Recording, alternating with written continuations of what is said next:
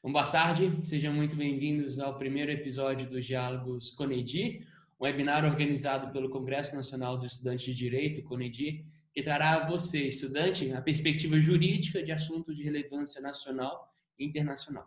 Como vocês sabem, o CONEDI é um projeto vanguardista que, em 2019, percebeu a falta de eventos jurídicos de qualidade voltados a estudantes da internet. Realizamos, então, no ano passado, o primeiro congresso de direito 100% online gratuito, voltado a estudantes. Nós contamos com 15 juristas de renome nacional. A pandemia provocada pela Covid-19 nos obrigou a adiar um pouco os planos da segunda edição do congresso. Mas não por isso deixamos de fornecer conteúdo de qualidade e gratuito. Nas nossas páginas no Instagram e no LinkedIn, você encontra pequenos vídeos de juristas comentando os impactos do novo coronavírus para o direito. E hoje, com os Diálogos CONEDI, que daremos início hoje, nós teremos conversas virtuais com especialistas que nos ajudarão a compreender, do ponto de vista jurídico, as discussões que se travam nacional e internacionalmente. O tema de hoje é Direitos Fundamentais, Liberdade de Expressão e Fake News. Eu sou Pedro Gonê Branco, editor-chefe da Revista dos Estudantes de Direito da Universidade de Brasília e cofundador do CONEDI, junto do Tiago Reis, da Ana Flávia Napoli e do Iago Grilo. E eu tenho a alegria hoje de estar na companhia da Maria Luísa Bittar Curi, estudante de Direito no IDP, o Instituto Brasiliense de Direito Público, que moderará o debate junto a mim. Oi, pessoal, boa tarde, tudo bem? Meu nome é Maria Luísa Bittar Curi, atualmente eu sou estudante de Direito do IDP e também estagio no CAD, na área de Direito Concorrencial. Hoje eu vou aqui introduzir os nossos palestrantes, que vale a pena ressaltar que eles são nossos pais. O Paulo Roque é meu pai e o Paulo Gonê é pai do Pedro. Então ficou uma coisa assim bem família, mas muito legal, porque são pessoas que a gente admira muito. Então para nós dois é um momento muito especial que a gente pensou com muito carinho. Vou começar introduzindo o professor Paulo Gonê. Ele se formou em Direito pela Universidade de Brasília, é mestre em Direitos Humanos pela University of Essex em 1990 e doutor em Direito pela UNB em 2008. Ele é diretor da Escola Superior do MP, é subprocurador-geral da República com atuação no STF, é professor do Instituto Brasiliense de Direito Público e da Escola Superior do Ministério Público do DF Territórios. Ele é cofundador do IDP, que é aqui em Brasília, e coautor, junto com o ministro Gilmar Ferreira Mendes, do livro Curso de Direito Constitucional, que é um dos mais prestigiados nessa área. E, além disso, ele é conselheiro superior do Centro de Altos Estudos em Controle e Administração Pública do Tribunal de Contas da União, o TCU. E agora, o Paulo Roque. Só um minutinho, Malu. Faltou dizer que eu tenho o privilégio de ter sido seu professor. Ai, que sorte, gente! Esse é talvez o melhor título que eu tenho. Ah, obrigada, professor. O privilégio foi meu. E agora eu vou introduzir o Paulo Roque, que é o meu pai. Ele tem dupla graduação, na verdade. Ele tem graduação em jornalismo pelo UFJF, tem graduação em direito pelo CEUB, mestrado em direito privado pela Universidade de Lisboa. Atualmente ele está cursando doutorado no IDP. E, além disso, ele também é professor do IDP e advogado sócio da Roque Curi Pinheiro. E também ele é autor de 2 livros, do Direito do Consumidor, Revisão Judicial dos Contratos e coautor em Responsabilidade Civil Contemporânea. Além disso, durante 10 anos, ele foi colunista da CBN, no Programa de Direito do Consumidor e do Cidadão, e ele se candidatou ao Senado em 2018, recebendo mais de 200 mil votos. Bom, então, devidamente apresentados, vou começar a primeira pergunta. Meu pai, Paulo Gonê. Primeiro contextualizar, né? Nós estamos numa situação pandêmica que trouxe especial relevo aos direitos fundamentais. Na ponderação entre o direito fundamental à saúde e outros, como a liberdade de expressão, de locomoção, de reunião, nós temos visto medidas que priorizam a saúde individual e coletiva em detrimento dos outros direitos. Queria que você falasse um pouquinho sobre a situação que nós estamos vivendo, explicasse o que são os direitos fundamentais e como que se justifica, por exemplo, que o governo impeça que as pessoas transitem livremente e faça esse impedimento em prol da saúde pública.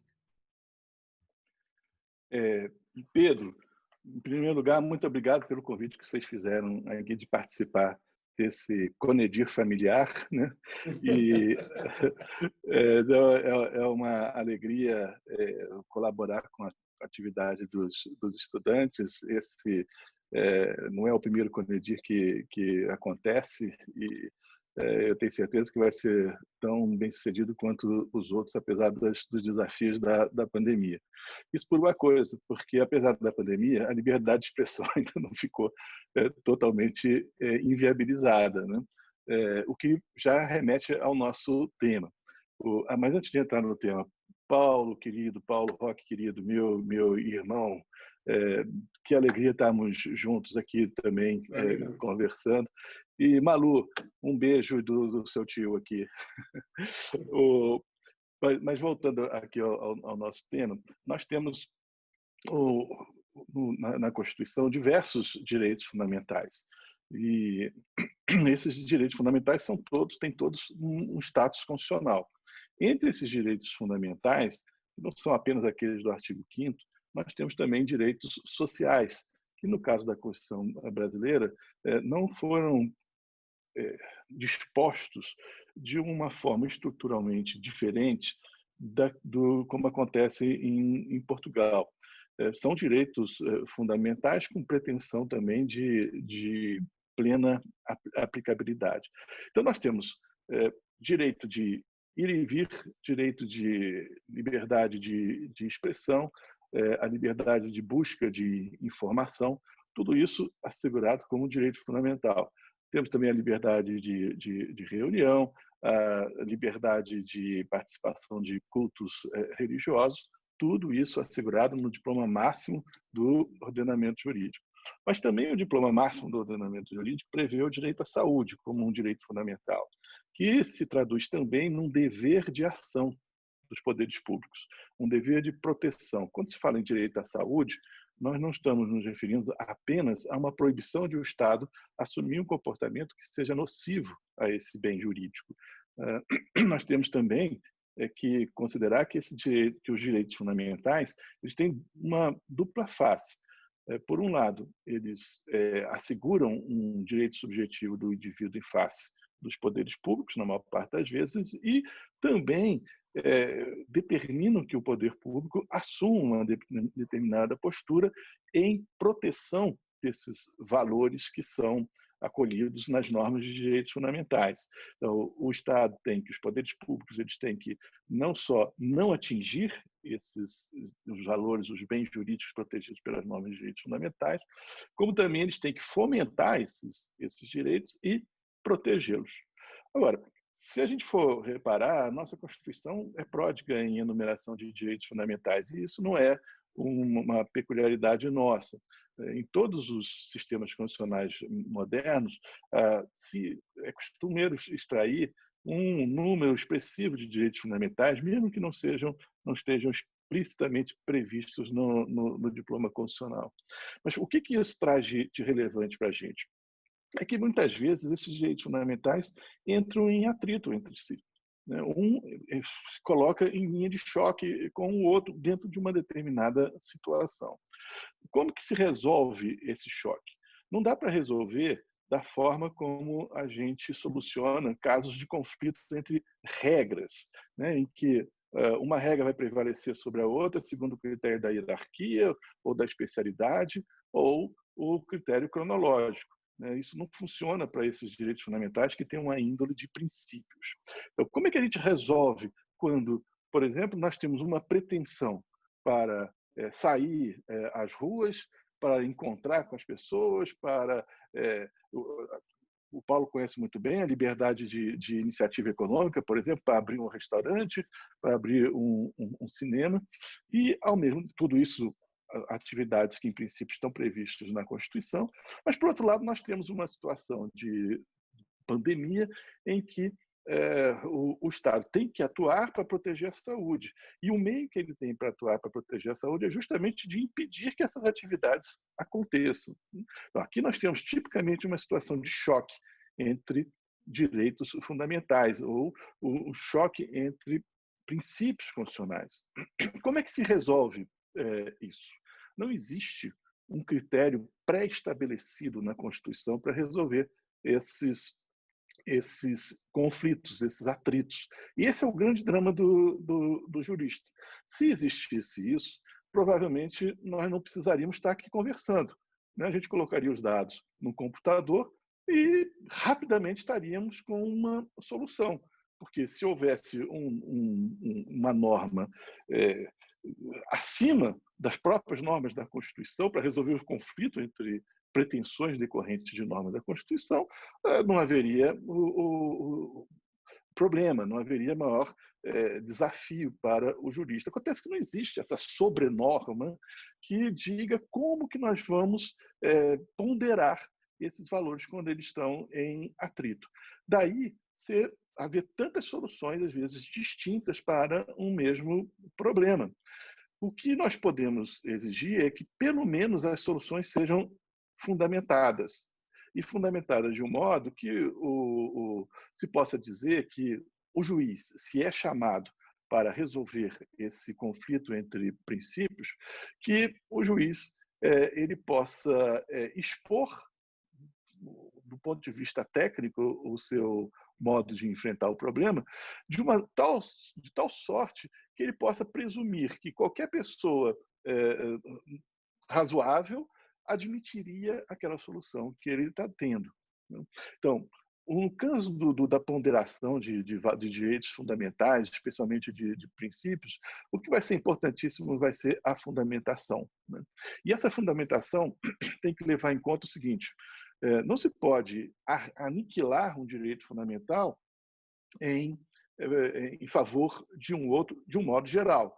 Quer dizer, nós temos que encontrar soluções que preservem o mínimo de juridicidade, o mínimo de eficácia para cada direito fundamental.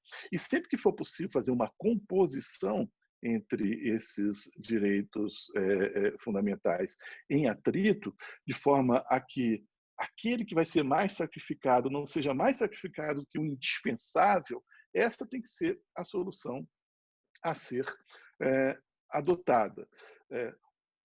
O Alex tinha uma fórmula que ele dizia: quanto mais afetado um direito fundamental, na hora que a gente faz esse sopesamento, maior tem que ser o interesse e a razão para privilegiar, para colocar em linha de frente o direito à pretensão que nós estamos acolhendo.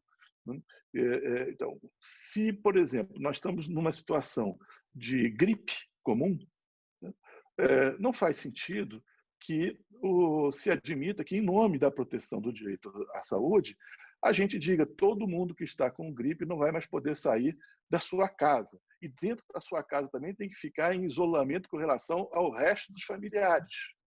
Por quê? Porque, embora a gripe tenha a ver com a saúde, o grau de letalidade da gripe não é de tal monta a ponto de impedir que essa pessoa exerça certos direitos fundamentais, como a liberdade de vir, a liberdade de se encontrar com outras pessoas, o direito de reunião. Mas quando nós temos já uma situação declarada como pandemia, em que há um consenso mundial no sentido de que estamos diante de um vírus particularmente insidioso, de alta letalidade, com uma capacidade de contaminação única, talvez seguramente pouquíssimo comum, né? Os paralelos que fazem é com o ebola lá na África. Quer dizer, quando nós estamos numa situação dessa, já vai ser mais razoável que haja uma limitação mais intensa do exercício de direitos fundamentais que possam facilitar a propagação do vírus. Então, vai ser possível limitar algumas liberdades fundamentais, justamente em função da necessidade de se garantir os direitos fundamentais de ordem social, como, por exemplo, o direito à saúde. Mas, ainda assim, não é qualquer medida que vai poder ser tomada. E todas as medidas têm que ser fundamentadas. Esse aqui é o ponto. E a grande dificuldade está nessa fundamentação. Por quê? Porque a gente ouve com muita franqueza, tem que se seguir a ciência. Né? O jurista aqui tem que calar a boca e ele segue o que a ciência vier a dizer. Mas se vocês pegarem um filósofo da modernidade, um filósofo que abrange as ciências, que abrange a vida comum, enfim, um dos maiores filósofos dos dias de hoje, ainda vivo, né? E esperemos que por outros 90 anos, que é o Jürgen Habermas, ele falava assim, a ciência, nesse caso da pandemia, está cega, nós estamos tendo a experiência de não saber como agir. Então, nós temos uma grande dificuldade hoje em dia até de nos apoiar num saber científico, porque esse saber muda de um instante para outro. Né? O que torna esse balanço entre direitos fundamentais ainda mais sensível e a reclamar um maior grau de busca de legitimidade popular para essas medidas. Quer dizer, todas as medidas tomadas elas têm que ser feitas de um modo compartilhado com a população, com explicação clara da razão por que é que essas medidas estão sendo tomadas. E a gente já partindo do pressuposto de que elas não são indiscutíveis, que elas podem ser reexaminadas, que elas podem vir a ganhar uma conformação diferente, justamente porque diante das incertezas desse coronavírus, né, o novo coronavírus, não há como se apoiar na ciência para simplesmente dizer o jurista não tem função, o jurista tem simplesmente que seguir o que a ciência diz, porque a ciência, nem mesmo ela, está segura dos passos que ela dá, dos achados que ela faz. E a gente não pode voltar àquele cientificismo de séculos passados, em que a gente achava que a vida estava toda coordenada pelo saber científico, esquecendo que esse saber científico ele muda, né? E não pode ser absolutizado. Então, Pedro, para responder a sua pergunta, como ficam as liberdades individuais em situações extremas? Ficam como toda a Constituição numa situação extrema, num estado de tensão muito grande. E para que essa tensão seja bem resolvida, vai ser indispensável que se capte da população uma adesão às medidas que estão sendo tomadas. E como é que se faz isso? Fundamentando, explicando. A Constituição ela não se impõe por conta de uma força externa a ele. Essa é uma das características das normas constitucionais, né? Ela tem uma força de imposição dependente da vontade constitucional do povo e das autoridades. E para que essa vontade constitucional seja mantida e para que a Constituição seja preservada, vai ser sempre necessário que a gente seja criativo nas soluções e tenha presente esse pressuposto de que não se resolvem problemas de conflitos entre direitos fundamentais à base de colocação de dados num programa com uma solução inequívoca, indiscutível para todo mundo. Né? Nós temos que ter a humildade de estar sempre dispostos a discutir aquilo que nós temos que decidir, sem abrir mão de tomar decisões também, porque não tomar decisões talvez é pior do que tomar uma decisão que não seja a melhor. Perfeito, perfeito. Bom, e nesse sentido de que os tribunais têm que justificar, eles acabam, diante de um mesmo problema, chegando a conclusões diferentes, né, divergentes até. Um tribunal local da Alemanha, por exemplo, proibiu alguns protestos que foram organizados lá, que defendia a proteção do direito de se reunir durante a crise do coronavírus, isso sob o fundamento de que havia a possibilidade de que mais de 10 pessoas comparecessem. Isso impediria a polícia de garantir o distanciamento social. Em Uganda, por outro lado, a Corte Constitucional impediu que o governo proibisse manifestações ao fundamento de que apenas em regimes não democráticos autoritários é que protestos pacíficos de natureza política não seriam tolerados. Apesar de Uganda e da Alemanha estarem sob constituições, sob leis diferentes, em alguma medida eles têm um cerne, então não são direitos completamente alheios, completamente diferentes. Qual é a sua perspectiva sobre as manifestações? Deve-se dar maior valor ao que disse, por exemplo, os juízes, o que disseram os juízes em Uganda, de que proibir as manifestações seria um atentado à democracia, ou a saúde permite que até mesmo as manifestações sejam proibidas pelo governo? Eu acho que a gente continua nessa mesma questão. Temos que saber até que ponto a epidemia é tão grave a ponto para chegar a essa solução extrema, que é impedir que uma pessoa fique próxima de outra. Enquanto houver um consenso de que essa proximidade ela é danosa, e como a própria liberdade de expressão, a liberdade de via, a liberdade de reunião pressupõe que alguém esteja vivo, né? Se for necessário para garantir essa vida, se essa vida for indispensável para garantir essa vida, ela se legitima, né? O que é sempre importante é a gente fazer esse balanço. Em que proporção uma medida que atinge um direito fundamental é realmente necessária para a finalidade que se está buscando, né? Esse é o teste da proporcionalidade, né? Uma restrição, ela é adequada para aquela finalidade? Existe alguma outra providência que possa evitar o dano que se está querendo com a mera proibição da reunião? Por exemplo, a gente pode dizer que o uso de máscaras, essas máscaras médicas, o uso daqueles visores de plástico, será que isso já não seria suficiente para impedir a intensidade do grau de propagação do vírus quando as pessoas se reúnem? Se chegarmos a uma conclusão positiva, uma resposta positiva a essa indagação, não se justifica a proibição da reunião, né? Então, todas essas questões, elas, no momento, pelo menos, elas remetem a um exame de particularidades e do saber da ciência no instante em que ele está sendo apreciado, no instante em que o problema está sendo objeto de desarte. Todas essas questões, elas não vão ter uma resposta pré-estabelecida e definitiva para qualquer circunstância. Daí a necessidade de uma análise refinada dos problemas, não só pelos tribunais, mas também pelas autoridades políticas, pelo legislador, quando ele dispõe sobre esse assunto, e pelo executivo, quando ele emite ordens, sempre levando em conta ele também tendo que fazer uma ponderação entre esses valores conflitantes. Uhum. Bom, Malu, você tem a palavra. Obrigada, Pedro. Muito obrigada, professor Paulo, pela excelente exposição. Para mim e para o Pedro é uma aula, realmente. A gente tem o privilégio de estar assistindo uma aula ao vivo e eu sou muito, muito agradecida e aprendi bastante. Principalmente nesse aspecto que tudo, enfim, muda bastante.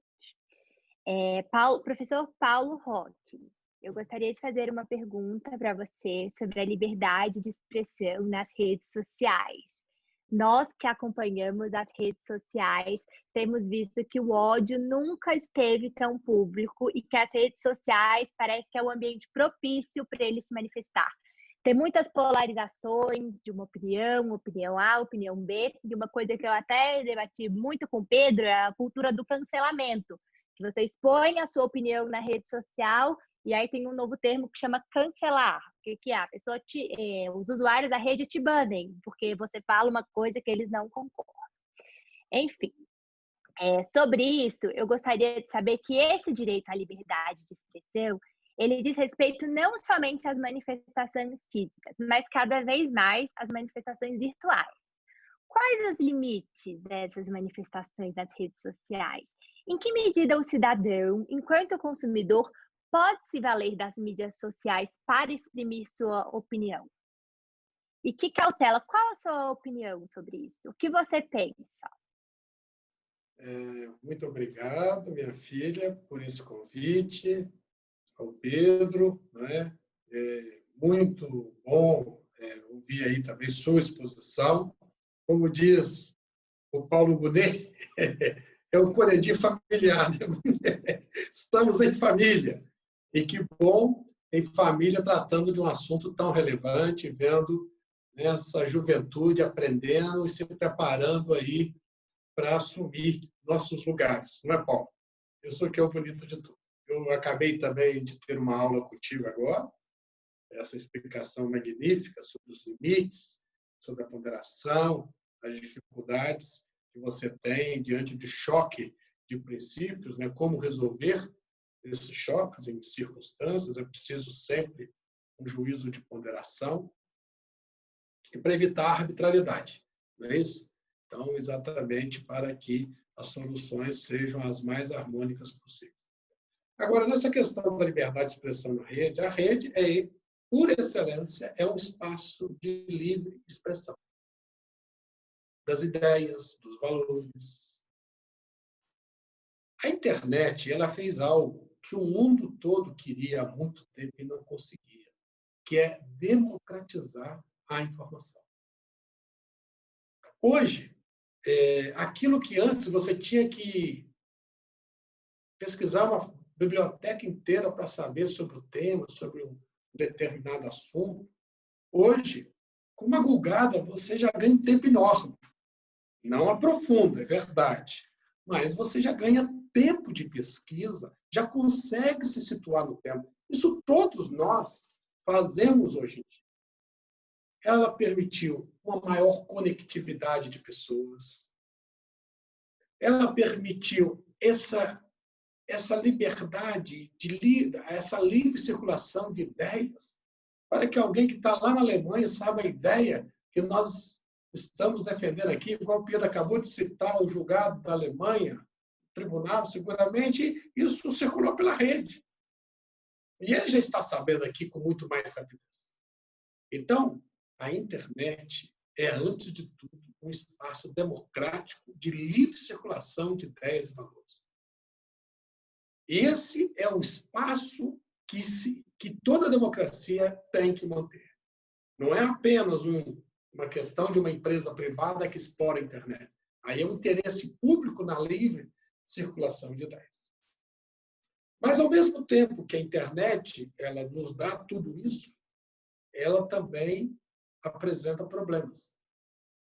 O mundo vive às voltas como resolver os graves problemas que a internet tem trazido. Exemplo, a pedofilia é um problema sério hoje na internet. Outro problema, a violação dos direitos autorais. Isso vem se discutindo há tempo. E agora, que é usado muito politicamente, são as chamadas fake news. Como o próprio nome diz, é uma notícia falsa. Propositadamente falsa. Ou parcialmente falsa, mas que tem a aptidão de influenciar grupos e pessoas. Aí pergunta, e como é que faz? Isso é liberdade de expressão? A Constituição, o professor Paulo sabe muito bem disso, né? O professor ensina para todo mundo isso o tempo todo. Nenhum direito é absoluto. Nenhum direito é absoluto. Todo direito é relativo. Por que relativo? Porque você não tem o direito para viver sozinho com ele. Você tem o direito para conviver em sociedade. Então, o outro é sempre o limite no exercício de qualquer direito. E a Constituição estabelece muito bem esses dois limites no artigo 5º da liberdade de expressão. Primeiro limite. O limite que você pode falar o que quiser na rede, em qualquer espaço, no jornal, mas você tem que respeitar a imagem, a honra e a intimidade do outro. Não é porque você tem a liberdade de expressão que você pode chegar em qualquer lugar e na rede você faz isso com uma velocidade impressionante, você possa destruir a imagem das pessoas. Esse é o limite. Esse é o primeiro limite que a própria Constituição diz. Olha, é inviolável a vida, a liberdade, a intimidade, a honra e a imagem das pessoas. Segundo limite. O segundo limite é o anonimato. É vedado o anonimato. Você pode falar, se coloque, mas todo mundo tem que saber quem você é. Você não pode se esconder sob o anonimato. Esse é o problema na rede. A patologia da rede, ou seja, a rede ela usa dessa patologia para exatamente atacar pessoas, atacar instituições. Aí está a fake news. Porque as fake news, em grande medida, são criadas através de quê? Perfis falsos. A pessoa está se escondendo no perfil falso para se proteger no anonimato. Com robôs. E outra coisa. Usam notícias falsas para atacar a imagem, a honra das pessoas, exatamente para não serem descobertas. Então, esse é o grande problema da liberdade de expressão na rede. Qual é o desafio hoje? O desafio é regular. Hoje todo mundo fala como regular. Para que a internet não cometa esses abusos, não permita que se cometa esses abusos.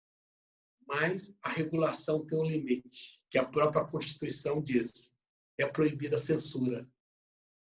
Você não pode censurar previamente.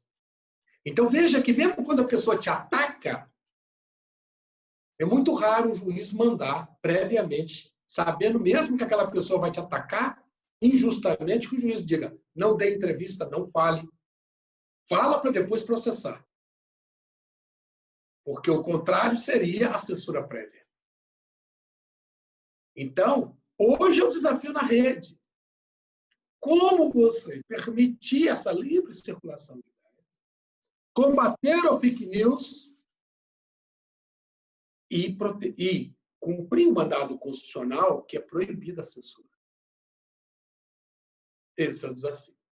Mas você é livre para colocar na rede o que você quiser. Agora, respondendo pelos seus excessos. Quais são os excessos? Quando você publica fake news, quando você se esconde no anonimato. Simples assim. Parabéns, muito obrigada pela exposição. E eu tenho uma outra pergunta, você acabou falando bastante dessa outra pergunta, que na verdade é sobre as próprias fake news, porque não adianta, a gente fala, e elas são um dos principais problemas, foram um dos principais problemas nessa eleição de 2018. Inclusive, você fez um vídeo super bacana sobre isso, a gente conversou. O STF já abriu inquérito para apurar eventual disseminação de notícias falsas a respeito da corte. Nos Estados Unidos tem aquela polêmica que está acontecendo, que o Twitter tem deletado mensagens que propagam informações falsas. E agora eu gostaria de saber diferente. Como se você fosse o legislador, qual seria a sua proposta para combater as fake news, sem prejudicar o direito à liberdade de expressão, mas ao mesmo tempo garantindo o respeito a outros direitos fundamentais? Porque você não pode censurar previamente. Então, qual seria a sua ideia? Qual seria uma proposta que você faria? Você vê, Paula, ela está me botando na sinuca aí de bico, né? Veja que não tá Isso é porque ela te ama, hein, não. Você está vendo?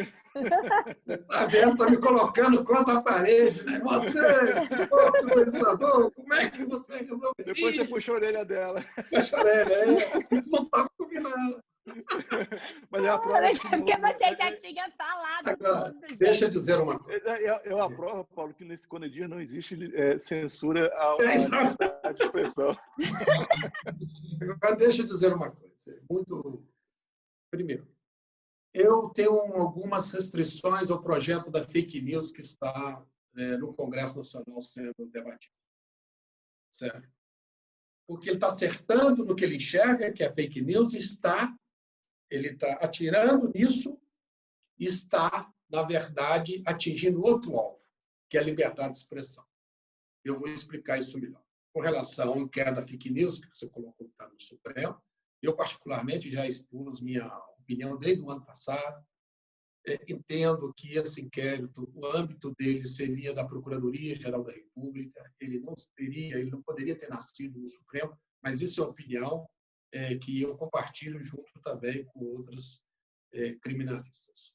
Mas, a despeito disso, as fake news, o inquérito das fake news tem que existir, tem que se investigar as fake news e tem que punir. Agora, o que seria feito de forma diferente? Primeiro, no projeto que está no Congresso Nacional, cria-se, de alguma forma, a obrigação do provedor, daquele que está provendo os aplicativos para que você possa utilizar na rede, como o Facebook, o Instagram, o WhatsApp, o Google, que, excepcionalmente, eles possam filtrar conteúdos que, numa análise prévia, tenha indício de fake news ou de ser disparado por robô. Então, em tese, como é que ele vai fazer isso? Fazendo uma filtragem. Então, quando surgiu a internet nos Estados Unidos, a primeira conquista da sociedade que todo mundo comemorou, e também esses aplicativos queriam muito isso, que era uma obrigação de não fazer. Qual que é a obrigação deles de não fazer? É a obrigação de não vigiar na rede. Deixar as ideias circularem sem que eles tivessem o poder de deter a circulação dessas ideias, de dizer, essa ideia vai, essa outra não vai. Porque eles funcionariam como sensores. Então, isso foi uma grande conquista, porque você não daria a esse provedor, a esse aplicativo, tamanho poder de controlar o discurso na rede. E o projeto que está no Congresso, em alguma medida, ele permite isso. Então, quando ele filtrar o conteúdo que é falso, ótimo, todos nós estamos ganhando. Mas quem disse que todos os conteúdos que vão ser filtrados serão falsos? Como que ela vai ser esse grande juiz de tudo isso? Então, como é que ela vai separar o joio do trigo? E nisso pode tirar, por exemplo, sites do ar que defendem ideias que não são fakes, que não tem nada de ilegítimo. Ah, mas porque é uma desconfiança. Da mesma forma, vamos imaginar uma notícia que saia dizendo que alguém cometeu um crime. Uma autoridade pública cometeu um crime, que foi julgada, que foi condenada. Aí vai lá, o Google diz, não, eu vou tirar isso aqui porque está acusando alguém. Mas vamos imaginar que isso seja verdadeiro. E ele filtrou, não deixou essa informação circular. Então, esse é o perigo. Eu vejo que, nessa medida, o que o projeto devia fazer era punir de uma forma muito exemplar o financiador dessas fake news. Ele faz isso como? Ele poderia fazer isso não com controle prévio, não com juízo prévio do provedor. Ele pode fazer isso como em todas as situações dos crimes eletrônicos acontecem. Ele faz depois buscando os dados de conexão. Pelo Marco Civil da Internet, os dados de conexão precisam ser guardados por determinado tempo. Então, ali ele buscando esses dados de conexão, quebrando o exclusivo sigilo para identificar o IP de onde partiu aquelas mensagens, isso dá trabalho. Mas julgar alguém dá trabalho, acusar alguém dá trabalho. É o devido processo legal. E aí punir de uma forma forte o financiador. Porque essas fake news, elas não saem de um gabinete sozinho.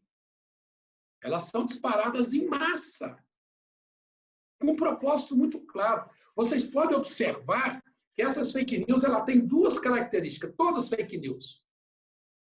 Elas espalham o medo e o ódio.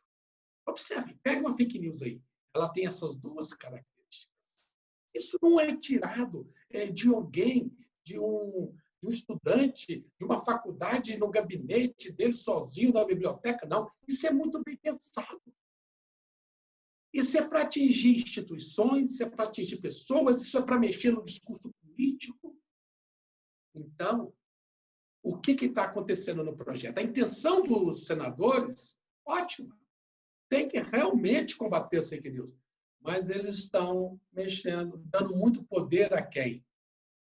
Ao provedor do aplicativo. A pergunta é, você quer isso? Você quer dar tamanho poder a um ente que sequer é estatal? Que sequer tem essa legitimidade? E quem disse que ele não vai ser arbitrário? Quem disse que ele não vai usar isso para interesses econômicos, para interesses políticos? E eu vi com preocupação, coloco aqui, quando o Twitter tirou o discurso do presidente dos Estados Unidos. Nada com relação à minha simpatia, não tem, pelo presidente americano. Deixando aqui bem claro. Mas quando ele censura o discurso do presidente, de certa maneira, ele está dizendo que vai fazer isso com todo mundo. Ele tem que fazer isso com todo mundo. E daí você flexibiliza, cria marcos muito delicados. Eu acho difícil de resolver, se não regulando toda a internet de uma forma muito diferente. E, no lugar do professor Paulo Gonet, no sentido disso que o professor Paulo Roque comentou, não de as próprias plataformas banirem o conteúdo, mas pensando numa lógica inversa. O governo pode, intervir num lugar que é uma propriedade privada, as empresas são privadas, o governo pode chegar lá e proibir que se pode determinado conteúdo, que se passe determinada informação. Nos Estados Unidos, a First Amendment, que é a responsável por cuidar da liberdade de expressão, se dirige aos atos estatais, ao poder público, não às empresas privadas, não aos órgãos privados. E aqui no Brasil, seria possível o governo intervir nessas empresas privadas e controlar o que é dito lá dentro? Essa é uma questão também muito, muito interessante. O Paulo suscitou aí vários pontos extremamente tormentosos, e as dúvidas que assaltam o Paulo são as mesmas que eu partilho com ele. Um dos pontos mais interessantes é esse, Pedro, que você mencionou. Será que existe um direito de liberdade de expressão dentro de uma entidade particular? Quer dizer, o direito fundamental de liberdade de expressão pode ser exercido contra uma entidade particular? Quer dizer, essa é uma pergunta que tem a ver com aquela questão da incidência dos direitos fundamentais nas relações entre particulares. Há uma tendência de considerar que esses problemas envolvidos quando esses sujeitos estão em confronto,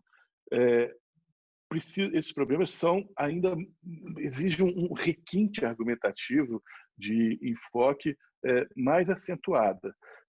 A saber se um direito fundamental que, em princípio, como todos os direitos fundamentais, visa preservar o indivíduo contra uma ação do Estado, ou, pelo menos, visa assegurar um direito subjetivo oponível ao poder público, saber se é possível que o indivíduo também possa exercer essa pretensão contra um sujeito particular, é uma das questões tormentosas da teoria dos direitos fundamentais.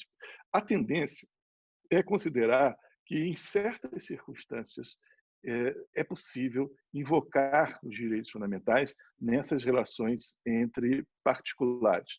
Mesmo nos Estados Unidos, onde não se cogita Drittwirkung, né, que é a expressão em alemão para a incidência dos direitos fundamentais nas relações entre particulares, eles criaram uma teoria do state action, né? Então, para eles, esses direitos básicos, eles sempre se direcionam ao poder público, ao Estado, né? Mas quando o particular está exercendo uma atividade que seria tipicamente estatal, de importância para a comunidade, de tal ponto que se possa dizer que essa é uma atividade que deve ser prestada pelo Estado, aí seria possível invocar os direitos fundamentais, mesmo nessa relação entre particulares. Na doutrina europeia também se costuma dizer isso, né? Se os direitos fundamentais eles traduzem os valores mais importantes de uma sociedade, como é que eu vou limitar a invocação desses direitos fundamentais apenas àqueles casos em que o poder público e o Estado frequentam uma relação jurídica? A gente acabaria criando uma situação que um jurista francês chamado Jean Rivero falava em ética esquizofrênica, né? Se o poder público participa da relação jurídica, se invocam os direitos fundamentais e aqueles valores básicos da sociedade têm que ser respeitados. Se o poder público não está presente, aí pronto, pode-se fazer qualquer coisa, aqueles valores centrais da convivência social não poderiam ser invocados. Então, sempre se diz, perdão, a partir daí foi se criando essa mentalidade essa abertura à possibilidade de se invocar um direito fundamental, mesmo nas relações entre particulares, mas com cuidado, um cuidado especial, que é decorrente da diferença típica de uma relação entre particulares quando comparada com uma relação do particular com o Estado. Quando o Estado se relaciona com o particular, ele tem que agir na medida da lei. A competência dele é fixada na lei. O governante não tem vontade própria. A vontade dele pode ser satisfeita na medida em que a lei permitir e para o atendimento das finalidades da lei. Nas relações entre particulares, o que vigora, sobretudo, é a autonomia da vontade. Aquilo que não é proibido é permitido, né? O princípio da liberdade geral. Por isso que há uma diferença entre as relações do Estado com o indivíduo e do indivíduo com um outro indivíduo. Sempre que a gente quiser invocar um direito fundamental na relação entre particulares, nós vamos ter que levar em conta esse elemento que não existe com relação ao Estado nas suas relações com o particular. Que elemento é esse? A autonomia da vontade, que é também um elemento de raiz constitucional. Quando se fala em dignidade da pessoa humana, é indispensável que haja também o respeito à autonomia, a capacidade de se autodeterminar, de fazer escolhas que o indivíduo entenda que são as melhores para ele, independentemente do conceito geral em torno das suas opções. Muito bem. Na medida em que essas redes sociais, ainda que continuem sendo entidades privadas, são controladas por entidades privadas, elas passam a ter uma função decisiva na formação da vontade política da sociedade, na medida em que o direito de informação parece agora afetado pela existência dessas redes sociais, nós não podemos mais tratar a relação do indivíduo com essas redes sociais como se fosse alguma coisa totalmente impermeável à incidência dos direitos fundamentais.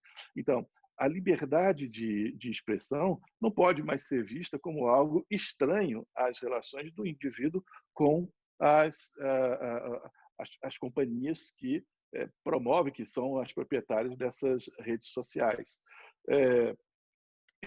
Tudo que nós vamos ter que fazer agora é medir em que medida o direito à informação, a liberdade de expressão deve sobrelevar a autonomia dessas companhias de decidir qual a informação que eles pretendem divulgar, né? Que debate que eles pretendem admitir, Veja, faz só uma comparação. Jornais. Nós temos diversos jornais. É perfeitamente possível que um jornal se afirme: eu sou oposição. Se você for comprar aquele jornal, você vai sempre saber, bom, eu não vou encontrar aqui elogios para o governante. E um outro jornal pode, isso acontece muito nos Estados Unidos, e um outro jornal pode dizer: não, eu sou apoio para o governo. Você que está querendo buscar informação, você sabe, ali você não vai obter opiniões ou dados que sejam contrários ao governo. Mas quando a gente pega um universo como o Twitter, como o Facebook, não existe concorrência, não existe o Facebook da oposição, o Facebook da situação. Existe apenas essa imensa ágora, né? Essa imensa praça pública que é controlada por essas entidades, né? Pelos que são proprietários do Facebook, do Twitter, mas que eles se abriram de tal modo para a sociedade e passaram a ter uma importância tão grande para o espaço político que se justifica justamente essas preocupações, se justificam essas preocupações que o Paulo mencionou, né? Será que é possível você excluir um presidente da República desse espaço, dessa ágora, uma vez que esse espaço das redes públicas se tornou crucial para a formação da vontade política, né? Tudo acaba se resumindo nesse tema, né? nessa sintonia fina. Em que medida uma atividade que é particular e, portanto, em princípio está aberta às decisões dos proprietários dessa companhia, em que medida essas decisões passam a sofrer o influxo de direitos fundamentais quando essas entidades passam, como disse o Paulo, a concorrer com o próprio Estado, né? Nessa tarefa de propiciar espaço para o debate de ideias.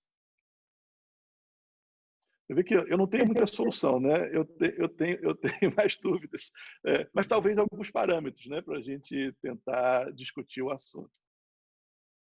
Professor Paulo, eu gostaria de agradecer extremamente pela sua exposição. Gostei bastante dessa colocação de ideias, da autonomia da vontade, dessa relação entre as redes sociais, os direitos fundamentais, como regular, e ela foi exatamente o gancho perfeito para a última pergunta que eu vou fazer para o professor Paulo Roque, que é responsabilização das plataformas. Como a gente debateu aqui ao longo dessa live, está realmente no mundo, principalmente nos Estados Unidos, que dia 28 de maio, o presidente Trump assinou um decreto que responsabiliza o Twitter e o Facebook pelo que os usuários publicam, mas aquela expressão, né, o feitiço lutou contra o feiticeiro, porque começou a responsabilizar ele. E a gente também tem um medo que isso chegue ao Brasil, como vai chegar ao Brasil, e porque na lei americana, no Brasil, sou leiga, não sei muito dizer, mas na lei americana, desde 1996, tem uma lei na seção 230 do Communications Decency Act, que impede a responsabilização da plataforma. E aí vem o Trump e muda tudo. Então, professor Paulo Roque, eu gostaria de saber se plataformas como o Twitter e Facebook podem ser responsabilizadas pelo que os usuários postam nela. Qual é a sua opinião sobre isso? Moral, hein, professor Paulo Roque, viu? Veja, essa questão toda, não sei se vocês viram, os funcionários do Facebook estão pressionando o Zuckerberg a, de certa maneira, controlar o discurso do presidente Trump. E digo que eu tenho várias reservas a muitas coisas que o presidente Trump diz nas redes. O Twitter passou a fazê-lo. Então, isso, na verdade, é um tiro no pé dessas plataformas. Por quê? Em tese, imagine que amanhã sai um conteúdo falso contra uma personalidade política ou uma pessoa anônima, etc. Né? E dali é o seguinte, essa notícia era falsa. Aí vai dizer, Você podia ter checado e não checou. Você me causou danos e eu quero ser responsável. Não, mas não pode, porque eu não tenho obrigação de vigiar. Mas como é que ali você vigia? Então, você não quis vigiar. Mas, se você quisesse, você teria elementos para evitar que essa notícia acabasse saindo e me prejudicando. E aí serão multiplicadas ações e ações de indenização mundo afora. Isso inviabiliza as plataformas. Porque elas, você está dizendo, elas estão, entre aspas, ensaiando uma censura prévia. Elas estão ensaiando isso. Como que é no Marco Civil da Internet hoje? O Marco Civil da Internet no Brasil cuidou tanto disso que diz: nenhuma plataforma será responsabilizada pelo que publicar, de terceiros. Uma coisa é a opinião do Google que ele publica, a opinião do Facebook que ele publica. Mas, como sabemos, a gente sabe muito pouco de opinião de Google e de Facebook. A opinião que está lá é sempre de terceiros. Então, nesse caso, amanhã, tudo que está lá e que atinge a honra de uma pessoa, então poderia haver essa ação de responsabilização? Mas lá no outro caso você evitou e censurou. Por que você não censurou aqui? Então, inverte as coisas. Como eu disse, no Marco Civil da Internet, você não estabelece obrigação de vigilância. Diz, pode publicar. Você usuário, sente que o conteúdo é ofensivo à sua pessoa, você pede à plataforma para remover. Isso, é assim que funciona. Se ela não remove, você tem que ir à justiça pedir para ela remover.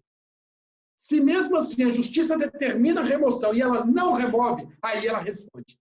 Então, veja que quanto passo se criou pelo Marco Civil da Internet para uma plataforma responder. O que ela está fazendo hoje? Ela está vigiando o discurso. Ela está ensaiando procedimentos que implicam na vigilância do discurso. Só que, em alguns casos, ela vai fazer, em outros, ela não vai fazer. Isso pode voltar-se contra ela e até inviabilizar o seu funcionamento. Porque ela vai ter que ter o maior escritório de censura prévia do mundo.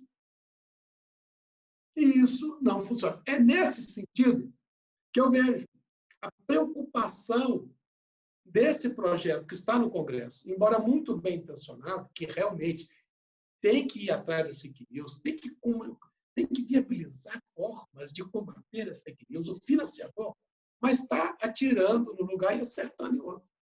Então, é nesse sentido a minha preocupação, e não podemos esquecer da questão da neutralidade da rede, que é o amplo acesso a todas as plataformas. Bom, então, queria agradecer ao professor Paulo Roque, ao professor Paulo Gonet pela conversa de hoje. Eu não tenho dúvida que a nossa conversa trouxe muita luz aos que se interessam pela realidade que nos cerca, compreender a dinâmica dos direitos fundamentais, como a gente viu, é essencial para compreender tudo isso que está acontecendo, né? O que são as fake news, quais os limites à liberdade de expressão, quais os limites à liberdade de manifestação, como que eu devo me preocupar pela saúde individual e coletiva e como que essa saúde individual e coletiva permite que alguns direitos meus sejam limitados momentaneamente em prol de um bem maior. Malu, tem uma consideração final? Eu gostaria de agradecer a você, Pedro, ao professor Paulo Gonet, ao professor Paulo Roque. Foi uma live extremamente útil, atual, com dois grandes mestres que eu admiro, e foi realmente uma aula. Enquanto eles estavam falando, eu estava fazendo as minhas anotações, porque realmente foi uma discussão de altíssimo nível e de extrema relevância para o momento que a gente está vivendo. Gostaria de agradecer muito. Obrigada, Pedro, professor Paulo Roque, professor Paulo Gonet, pela oportunidade. Muito obrigada. Eu agradeço a participação, agradeço o apoio. E a gente fica um pouco inibido em agradecer e mostrar o tanto que a gente admira, mas eu tenho certeza que a gente não fere o nosso dever de modéstia em dizer que realmente, que aula, né, dos dois. E que alegria ter tanto conhecimento tão perto da gente, que um dia a gente consiga, que começando hoje, nós possamos seguir os passos dos nossos pais, que tanto admiramos. Não é isso? Então, muito obrigado, até a próxima. E a você que nos acompanhou, muito obrigado também pela participação. Esperamos que você tenha aprendido tanto quanto eu e a Malu aprendemos. E até a próxima.